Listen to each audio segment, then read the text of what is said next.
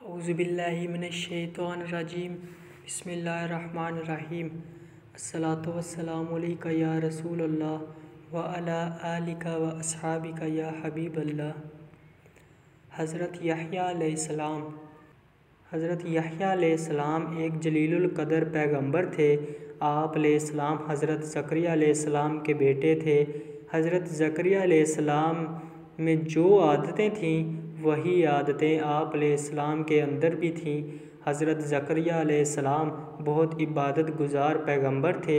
حضرت یحییٰ علیہ السلام بھی اسی طرح اللہ کی عبادت کرتے تھے اور ہر وقت اللہ کا ذکر کرتے تھے۔ اللہ نے جو حکم دیا اس پر پوری طرح عمل کرتے تھے۔ حضرت یحییٰ علیہ السلام کا واقعہ سمجھنے کے لیے حضرت زکریا علیہ السلام کے بارے میں بھی جاننا ضروری ہے، اس لیے ہم زکریا علیہ السلام کا حال مختصر طور پر بیان کریں گے۔ حضرت زکریا علیہ السلام کے کوئی اولاد نہیں ہوئی۔ اب تو وہ بہت زیادہ بوڑھے ہو چکے تھے، بڑھاپے کی وجہ سے بہت کمزور ہو چکے تھے، لیکن اولاد کی خواہش دل ہی دل میں مچل رہی تھی۔ اللہ کی ذات سے وہ مایوس نہیں ہوئے، کیونکہ اللہ ہر شے پر قادر ہے، وہ سب کچھ کر سکتا ہے۔ اس کے کام ایسے ہیں کہ وہ انسان کے وہم و گمان میں نہیں آتے، اس لیے وہ اللہ سے رات و دن دعا کرتے تھے۔ آخر اللہ نے ان کی سن ہی لی، دعا قبول ہوئی، انہیں بشارت ہوئی کہ مایوس نہ ہو، بیٹا ہوگا، اس کا نام یحییٰ رکھنا۔ کسی بھی مایوس انسان کے لیے اس سے بڑی خوشخبری اور کیا ہو سکتی ہے؟ اس نے جو مانگا اسے مل رہا ہے۔ بشارت سن کر حضرت زکریا علیہ السلام بھی خوش ہوئے۔ بشارت ملنے کے کچھ عرصہ بعد ان کی مراد پوری ہوئی، ان کے بیٹا ہوا۔ اللہ کے حکم کے مطابق بیٹے کا نام یحییٰ رکھا۔ نئی دریافت اور معلومات کے مطابق حضرت یحییٰ علیہ السلام جس جگہ پیدا ہوئے اپنی عبادت گاہ تعمیر کر لی۔ عیسائیوں کی عبادت گاہ کو گرجا گھر کہتے ہیں۔ اس گرجا گھر کا نام چرچ سان جان بیپٹسٹ ہے۔ حضرت یحییٰ علیہ السلام پیدا ہوئے وہ جگہ بیت المقدس کے قریب ہے۔ اس مقام کا نام عین کریم ہے۔ حضرت یحییٰ علیہ السلام کے حالات جاننے کے لیے بیت المقدس اور قوم بنی اسرائیل کے بارے میں بھی جاننا ضروری ہے۔ تاریخ سے یہ بات ثابت ہوتی ہے کہ بنی اسرائیل مصر سے نکلنے کے بعد مارے مارے پھرتے رہے، انہیں کہیں جائے پناہ نہیں مل رہی تھی۔ آخر میں انہوں نے اپنا ٹھکانہ بیت المقدس میں بنا لیا اور وہیں رہنے سہنے لگے، لیکن اپنی اخلاقی حالت درست نہ کر سکے، بلکہ بدستور گمراہی میں پڑے رہے۔ ان کی بد اخلاقی اور گمراہی کا ذکر توریت میں بھی آیا ہے۔ احکام عشرہ میں ان خرابیوں کا ذکر کرتے ہوئے اس سے بچنے کی ہدایت کی گئی۔ انہیں شرک کرنے سے منع کیا گیا۔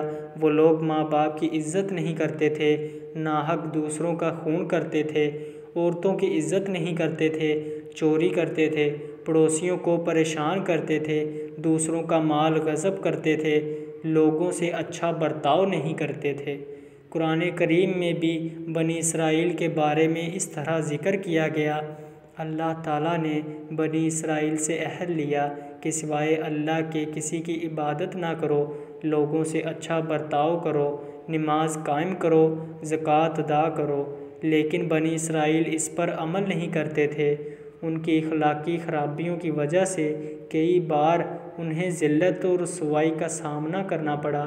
انہیں راہ راست پر لانے کے لیے پیغمبر آتے رہے، لیکن لوگوں نے ان کی باتوں پر کان نہیں دھرا، بلکہ ان کی راہ میں رکاوٹیں کھڑی کرتے رہے۔ مذکورہ حالات جاننے کے لیے اس زمانے کے سیاسی اور ملکی حالات بھی جاننا ضروری ہے۔ قدیم زمانے سے ملک عرب پر دو ملکوں کا قبضہ رہا۔ عرب کے کچھ حصہ پر فارس کی حکمرانی تھی تو کچھ حصے پر روم حکومت کرتا تھا۔ عرب ان دو ملکوں کے غلام تھے۔ ان حکومتوں کو کیسر و کسرا کہا جاتا۔ ان دو حکومتوں نے اپنے اپنے زیر قبضہ علاقوں میں مقامی سرداروں کو اختیارات دے رکھے تھے، اس لیے ہر سردار کسی نہ کسی حکومت کا نمائندہ ہوتا تھا۔ عرب کے باشندے ان کے احکامات کو ماننے کے پابند تھے۔ بیت المقدس جو عرب کا علاقہ تھا، وہاں روم کی حکومت تھی۔ حضرت زکریا علیہ السلام بیت المقدس میں رہتے تھے۔ اس علاقے میں سرداروں کے درمیان جھگڑا رہتا تھا۔ سردار بھی اسرائیلی تھے۔ کچھ سرداروں نے وہاں رومیوں کو دعوت دی۔ سرداروں کی کمزوری سے فائدہ اٹھا کر علاقہ میں رومی داخل ہو گئے اور اپنا سکہ جما لیا۔ سرداروں نے بھی ان کا خیر مقدم کیا۔ تاریخ کے مطابق حضرت یحییٰ علیہ السلام کی پیدائش سے 62 سال قبل رومیوں نے بیت المقدس پر پوری طرح غلبہ حاصل کر لیا۔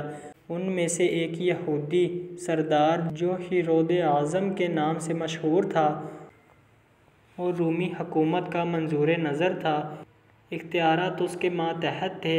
حضرت یحییٰ علیہ السلام کے زمانے میں شام اور فلسطین کا پورا علاقہ قیصر روم کے زیر اثر آ چکا تھا۔ حضرت یحییٰ علیہ السلام کے علاقہ کا بھی وہی فرمان روا تھا۔ رومی بدخصلت، بے حیا اور بے شرم تھے۔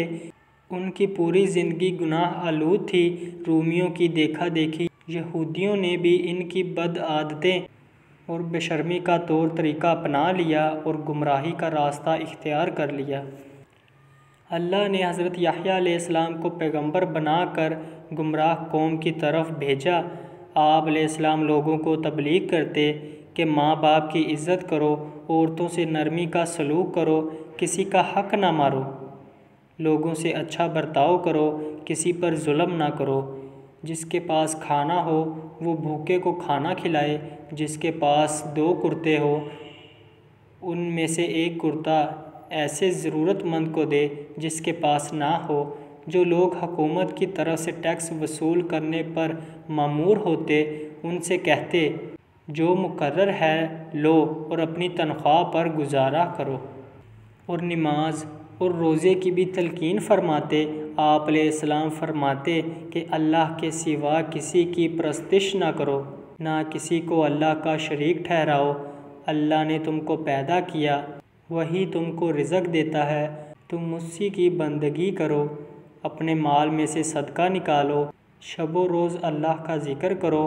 آپ علیہ السلام اپنے زمانہ میں بے حد مشہور تھے۔ آپ علیہ السلام کا شمار نامی گرامی لوگوں میں ہوتا تھا۔ لوگ آپ علیہ السلام کی بے حد عزت کرتے اور احترام کرتے تھے۔ آپ علیہ السلام نے کبھی عیش و عشرت کی زندگی بسر نہیں کی۔ آپ علیہ السلام دنیاوی آرام اور لذتوں سے دور رہتے تھے۔ آپ علیہ السلام نے اللہ کا ذکر کرنے کے لیے اپنا ٹھکانہ شہر سے دور جنگل میں بنا لیا تھا۔ ساری زندگی اسی سنسان جگہ پر گزار دی۔ لوگوں کو اللہ کا پیغام پہنچانے اور ہدایت کے لیے آبادی کا رخ کرتے اور لوگوں کو وعظ و نصیحت کرتے۔ آپ علیہ السلام توریت کے احکام پر پوری طرح عمل کرتے تھے۔ بنی اسرائیل کو بھی اس پر عمل کرنے کی تلقین کرتے تھے۔ اسرائیلیوں میں سے بھی بہت سے لوگ آپ علیہ السلام کے خلاف ہو چکے تھے۔ آپ علیہ السلام کی باتوں کو سننا پسند نہیں کرتے، اس لیے آپ علیہ السلام کو بہت سی مشکلات کا سامنا کرنا پڑا۔ آپ علیہ السلام نے ظالموں کا ڈٹ کر مقابلہ کیا۔ حکومت وقت اور سرداروں کے ظالمانہ رویے سے بھی مایوس ہو چکے تھے۔ ان کے غلط کاموں پر انہیں ٹوکتے تھے اور ساتھ ہی ان کی اصلاح کے لیے بھی کوشش کرتے۔ اس بنا پر آپ علیہ السلام کو قید میں بھی ڈالا گیا۔ اس پر بھی آپ علیہ السلام نے صبر و تحمل کا مظاہرہ کیا۔